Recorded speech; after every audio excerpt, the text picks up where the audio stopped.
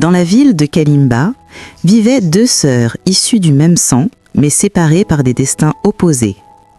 Sira et Khadija partageaient la même maison, la même famille et les mêmes origines, mais rien dans leur vie ne semblait suivre la même direction. Sira brillait comme 1000 feux. Elle était admirée, choyée, entourée d'amour, celle que tout le monde citait en exemple. Khadija, elle, vivait dans son ombre, invisible, oubliée, rongée par un sentiment sourd que personne ne voyait, mais qui grandissait chaque jour. La jalousie est une maladie silencieuse. Elle ne frappe pas d'un coup, elle se glisse dans l'âme, lentement, goutte après goutte, jusqu'à transformer l'amour en haine et la famille en ennemi. Khadija l'a pris à ses dépens. Plus les années passaient, plus elle sentait que le monde l'avait reléguée derrière les éclats de lumière de sa sœur. Et plus la blessure grandissait, plus elle devenait dangereuse. Un jour, Khadija allait découvrir qu'il existe des lois plus vieilles que celles des hommes, des lois enracinées dans la terre et écrites dans le sang des ancêtres, des lois que nul ne brise sans en payer le prix. Et rien au monde n'est plus grave que de trahir sa propre sœur. Petite pause dans le récit. Depuis quel pays regardez-vous cette vidéo? Dites-le nous en commentaire. Et si vous souhaitez me motiver à raconter plus d'histoires captivantes, aimez la vidéo et abonnez-vous. Allez, on reprend l'histoire. Khadija avait 26 ans. Sa sœur cadette, Sira, en avait 23. 3 années seulement les séparaient, mais un abîme immense se dressait entre elles. Depuis l'enfance, Sira avait toujours été celle que tout le monde admirait. La plus belle, la plus douce, la plus intelligente, celle dont les parents parlaient avec fierté. Chaque succès de Sira devenait une blessure pour Khadija. À chaque retour de l'école, leur mère lançait en soupirant que Sira était encore félicitée par ses professeurs, tandis que Khadija n'avait même pas la moyenne. Leur père répétait que Sira était un modèle, la preuve vivante que le travail et la discipline paient. Personne ne voyait les efforts de Khadija, personne ne lui prêtait attention, tout était toujours pour l'autre. Année après année, Khadija avait essayé d'être meilleure, d'être remarquée, d'être aimée, mais rien n'y faisait. Sira brillait toujours plus fort. Au lycée, Sira devint rapidement l'élève préférée, la jeune fille dont tout le monde parlait. À l'université, elle obtint son diplôme avec mention. Khadija, elle, abandonna en 2e année, brisée par les comparaisons incessantes et la honte de ne jamais être assez. Dans le cœur de Khadija, l'amertume avait pris racine.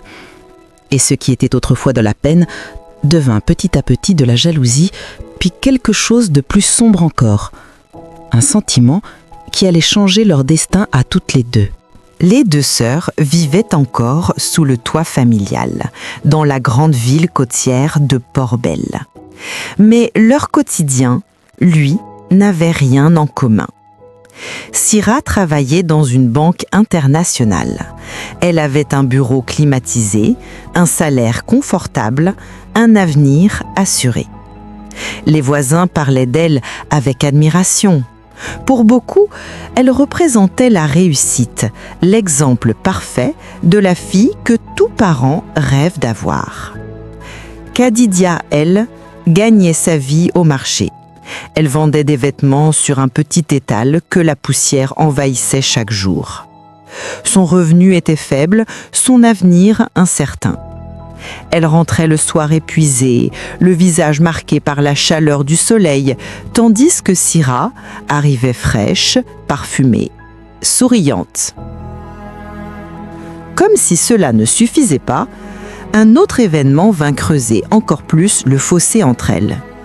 Sira allait se marier avec Oumar, le fils d'un grand commerçant de Port-Bell. Beau, respecté, généreux. Il était le genre d'homme que toutes les jeunes femmes rêvaient d'épouser. Les préparatifs avaient commencé depuis 3 mois et toute la maison ne parlait plus que de cela. La robe, les invitations, la dot, la salle. Leur mère répétait que Sira serait la plus belle mariée de l'année. Chaque mot était un coup de plus pour Khadija. Elle souriait pour ne pas se trahir, mais en elle, un feu brûlait. un feu de rage, d'injustice et de jalousie profonde. Pourquoi Syrah avait-elle tout? Pourquoi Khadija ne méritait-elle jamais rien? Pourquoi la vie semblait-elle toujours choisir sa sœur? Dans le silence de son cœur, quelque chose commençait lentement à se fissurer. 2 semaines avant le mariage, une soirée banale devint le point de bascule dans le cœur de Khadija. Assise seule dans le salon de leur maison, elle faisait défiler les réseaux sociaux sur son téléphone. Les photos de Syrah défilées, Syrah souriante, Syrah parfaite, Syrah félicitée par tous.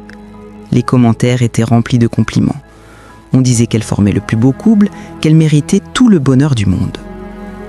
Khadija serra son téléphone si fort que ses doigts en blanchirent.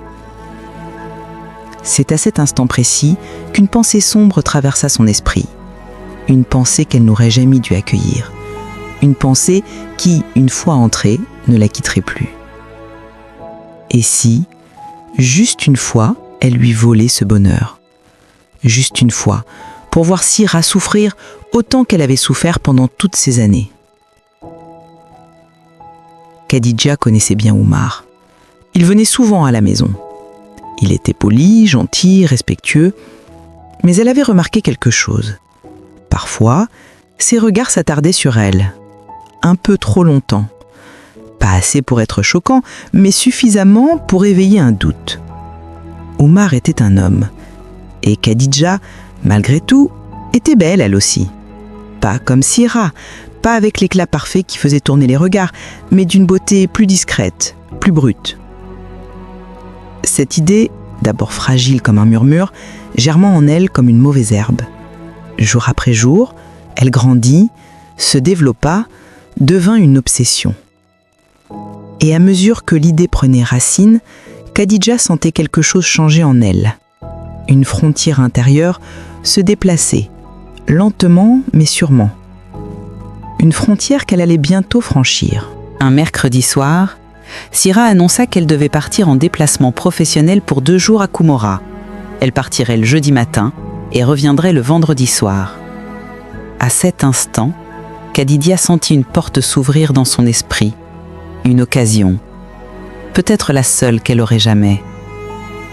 Le jeudi soir, lorsque la maison fut silencieuse, Khadija prit son téléphone. Son cœur battait vite, mais sa décision était déjà prise. Elle envoya un message à Oumar. « Syrah a oublié quelque chose. Elle m'a demandé de te le remettre. Tu peux passer ce soir si tu veux. Les parents ne sont pas là. » Quelques minutes suffirent pour que Oumar réponde qu'il arriverait vers 20h. Khadija passa alors de longues minutes à se préparer. Elle mit sa plus belle robe, se maquilla délicatement, appliqua un parfum léger. Tout devait paraître naturel. Rien ne devait trahir son intention. À 20h pile, Oumar frappa à la porte. Khadija ouvrit. Le salon était faiblement éclairé et une musique douce jouait en arrière-plan. « Entre, dit-elle simplement. Je vais te montrer. »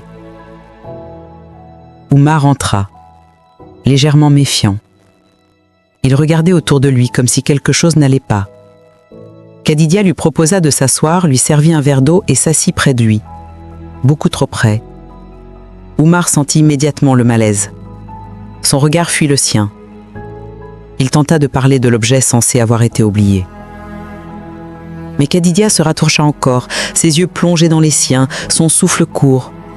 « Il n'y a rien que Syrah ait oublié, murmura-t-elle, je voulais juste te voir. » Oumar se redressa brusquement. « Khadija, je ne pense pas que ce soit une bonne idée, je devrais partir. » Mais elle se leva aussi, fit un pas vers lui. « Tu ne vois pas que tu te trompes de sœur depuis le début ?» Oumar tenta de résister. Il tenta vraiment. Il parlait de Syrah, du mariage qui approchait, de son amour. Mais Khadija le regardait avec une intensité dangereuse, une faim mêlée de désespoir. Et quelque chose en lui céda. Peut-être la faiblesse, peut-être la tentation, peut-être un moment d'égarement, capable de perdre un homme. Cette nuit-là, Khadija obtint ce qu'elle voulait. Elle prit quelque chose qui appartenait à sa sœur. Elle pensa avoir gagné. Elle se trompait. Syrah revint de Koumora le vendredi soir, fatiguée mais le cœur léger. Le mariage approchait à grands pas. Dans 12 jours, elle deviendrait Madame Oumar Sarr. Tout semblait parfait. Tout devait l'être. Mais dès qu'elle franchit la porte de la maison, quelque chose la troubla. L'air paraissait plus lourd, comme chargé d'un malaise invisible. Khadija baissa les yeux lorsque Syrah la salua. Un geste bref, presque imperceptible, mais suffisant pour éveiller un frisson de doute. Le lendemain, comme à son habitude, Oumar vint déjeuner avec elle, mais lui aussi était différent. Il parlait moins, évitait les regards, soupirait souvent. Ses mains tremblaient légèrement lorsqu'il tenait son verre. « Tout va bien, Oumar ?» demanda Syrah d'une voix douce. « Tu sembles tendu. »« Oui, juste un peu stressé par le mariage, » répondit-il sans la regarder. Syrah fronça les sourcils. Elle connaissait Oumar, elle connaissait sa façon de sourire, de parler, de respirer même. Ce qu'elle voyait là n'était pas du stress, c'était autre chose, quelque chose qu'il tentait de cacher. Une fissure s'était ouverte dans sa tranquillité. Le soir, lorsqu'Oumar partit, Syrah traversa le couloir et s'arrêta devant la porte de la chambre de Khadija. Elle frappa. « Khadija, on peut parler ?» La réponse fut rapide, trop froide. « Rien ne s'est passé pendant ton absence, pourquoi tu demandes ça ?» Syrah sentit son cœur se serrer. Elle n'avait pas mentionné l'idée qu'il se soit passé quelque chose. Pourtant, Khadija l'avait deviné.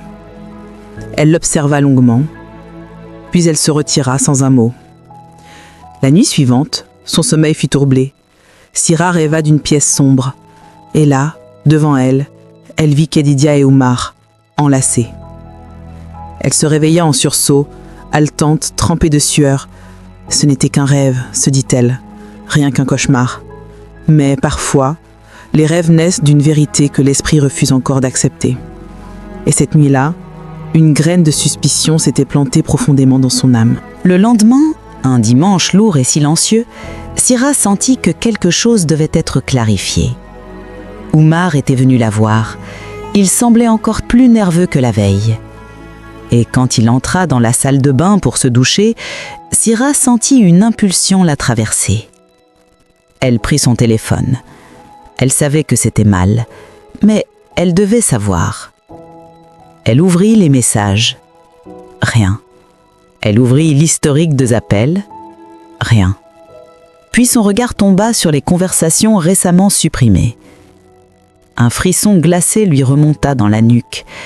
Elle récupéra les messages effacés et elle vit. « Salut beau-frère, Syrah a oublié un truc. Tu peux passer ce soir ?» Le monde de Syrah s'arrêta. Son souffle se coupa. Une douleur brutale traversa sa poitrine. Quand Oumar sortit de la douche, une serviette autour de la taille, il vit Syrah debout, immobile, le téléphone dans la main. « Qu'est-ce que... » commença-t-il. Elle lui montra l'écran. Une seule phrase sortit de sa bouche. « Explique-moi. » Oumar pâlit, ses lèvres tremblèrent, ses mains se crispèrent. Et il tenta de trouver ses mots, mais rien ne sortit. Il était pris. Il le savait. Syrah aussi le savait. « Je pensais que tu avais oublié quelque chose, » bredouilla-t-il. Syrah fit un pas vers lui. « Qu'est-ce qui s'est passé jeudi soir ?» Il secoua la tête. « Rien du tout. » Mais son regard le trahit. Syrah y lut la peur, la culpabilité, le mensonge. « Oumar, dis-moi la vérité. » Il résista quelques secondes, et puis il s'effondra. Ses genoux frappèrent le sol.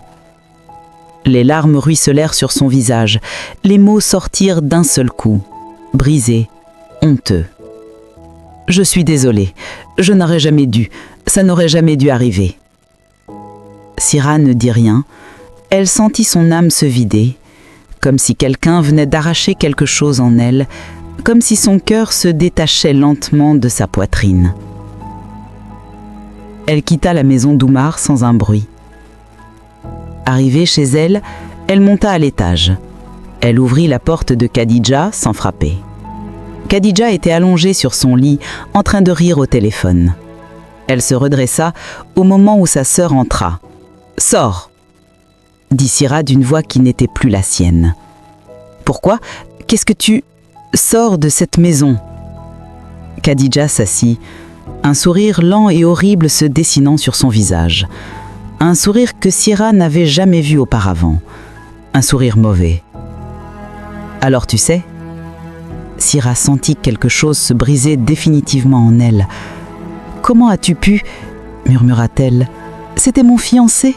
Nous nous marions dans 10 jours. »« Et alors ?» répondit Khadija en se levant. « Toute ma vie, tu as tout eu. Pour une fois, j'ai pris quelque chose à toi. Pour une fois, c'est moi qui ai gagné. » Gagner. Ce mot alluma un éclair dans le regard de Sira. Sa main partit. La gifle claqua avec une violence sèche. Khadija chancela. « Tu es un monstre », souffla Sira. « Tu n'es plus ma sœur. » Khadija ouvrit la bouche, mais aucun son n'en sortit. Sira quitta la pièce. Elle descendit les escaliers, et cette nuit-là, elle pleura, jusqu'à sentir sa gorge brûler. Elle comprit que certaines trahisons n'ont pas d'excuses, et que certaines blessures ne guérissent jamais. Cette nuit-là, Sira ne trouva pas le sommeil. Ses yeux brûlaient, mais les larmes refusaient désormais de couler. Elle resta longtemps assise dans le noir, le cœur ravagé, le souffle court, comme si son âme avait quitté son corps. Vers 3 heures du matin, un souvenir enfoui remonta soudain à la surface. Quelque chose que sa grand-mère lui avait raconté autrefois, quand elle n'était encore qu'une enfant. Une vieille tradition. Un secret transmis uniquement aux femmes de leur lignée. Un dernier recours pour celles qui avaient été trahies par leur propre chair. Sa grand-mère avait dit que, lorsque le sang trahit le sang, les ancêtres peuvent être appelés pour réclamer justice, une justice plus ancienne que celle des hommes, plus sévère, plus inévitable.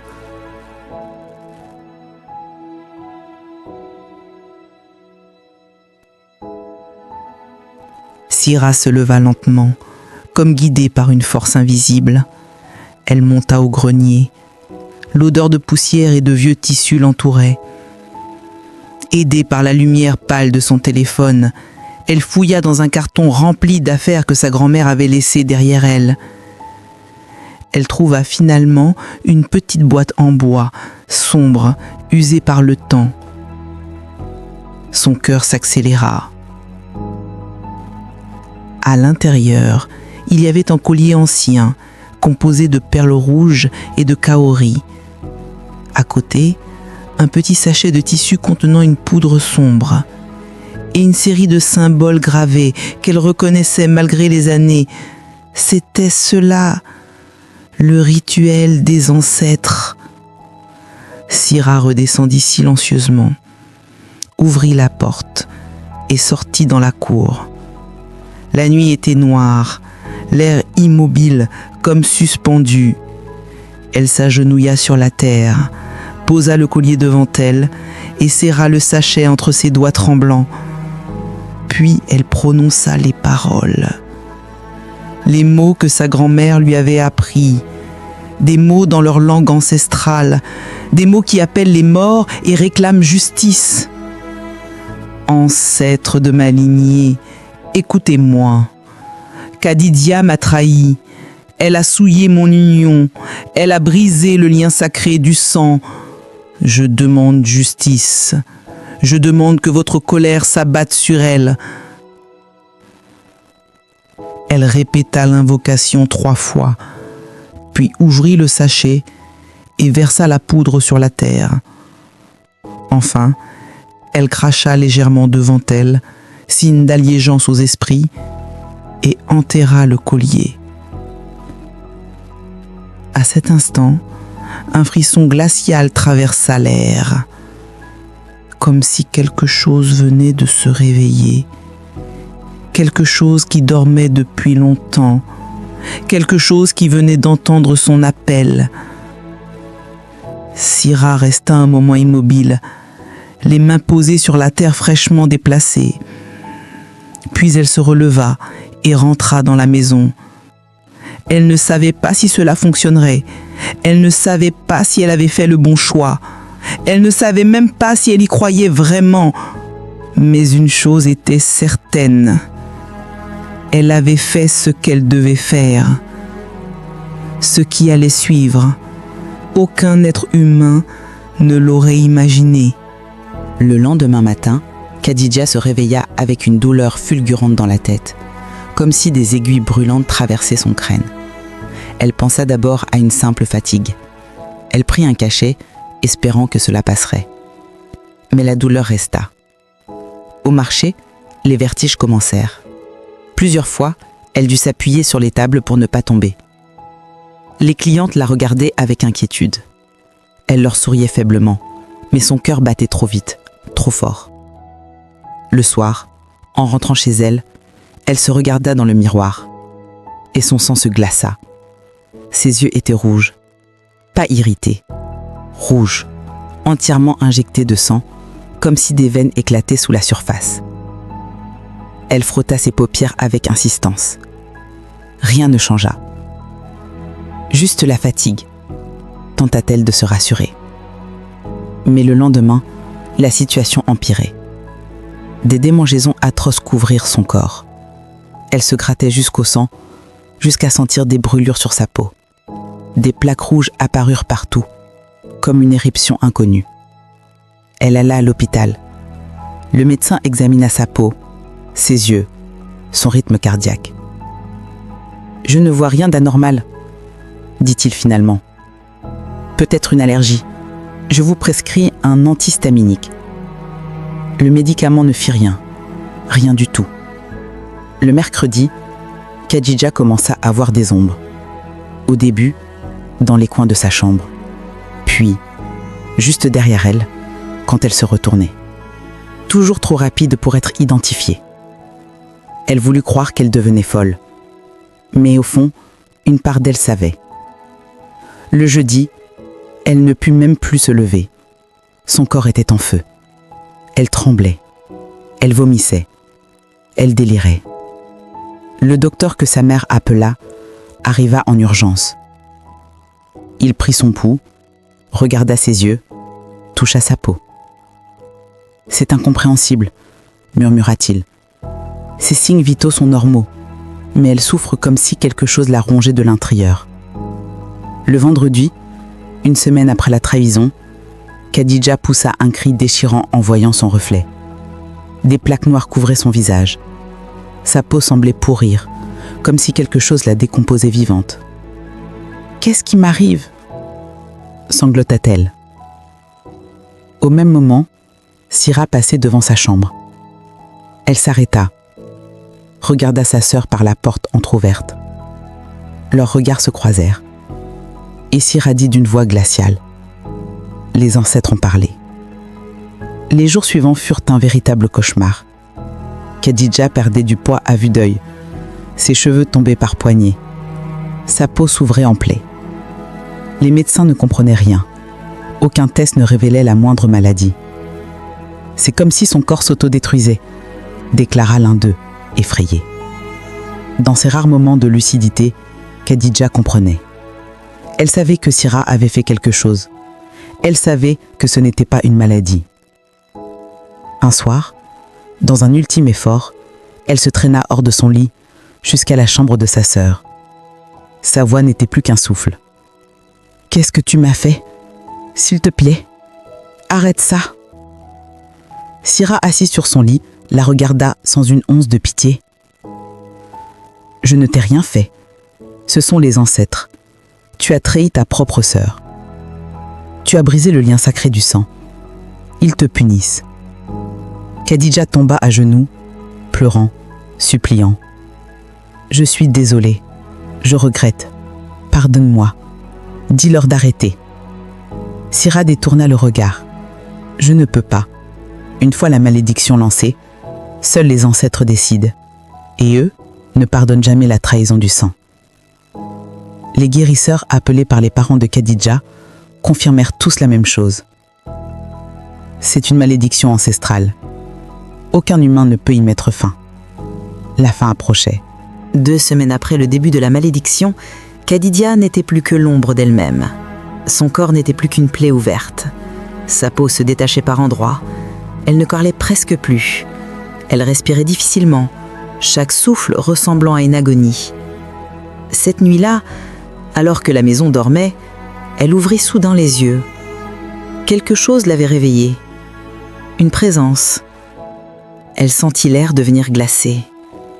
La pièce s'assombrit, comme si l'ombre elle-même prenait forme.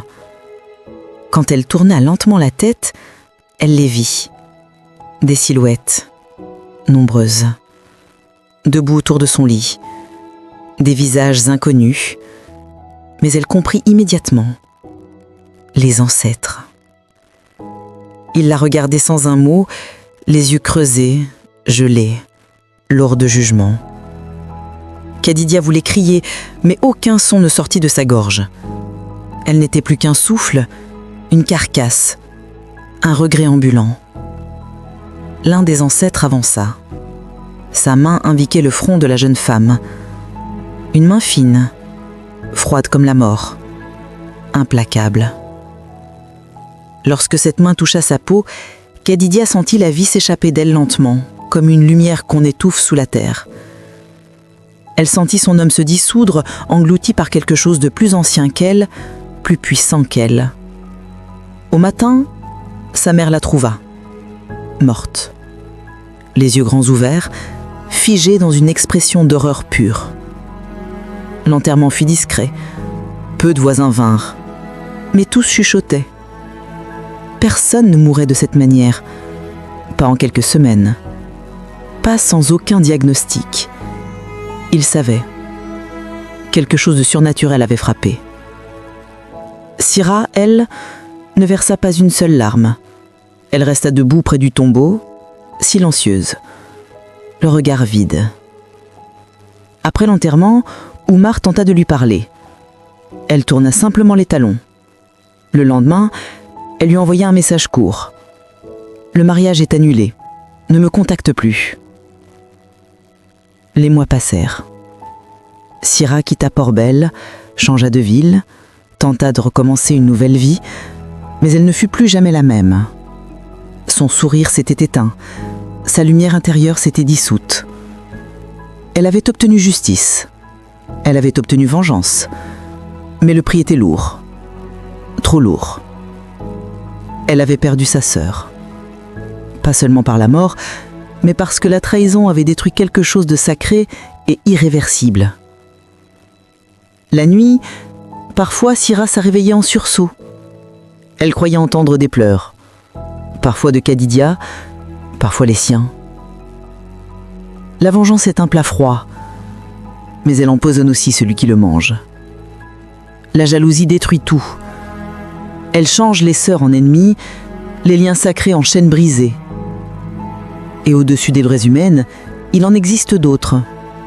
Des lois écrites dans la terre, dans le sang, dans les mémoires anciennes. Ces lois ne pardonnent jamais la trahison du sang. Jamais. Leçon de vie. La jalousie détruit d'abord celui qui la porte avant même d'atteindre sa cible. Trahir son propre sang, c'est briser un lien que rien au monde ne pourra réparer. Quand la vengeance frappe, elle ne choisit jamais sa victime, elle consume aussi celui qui l'appelle.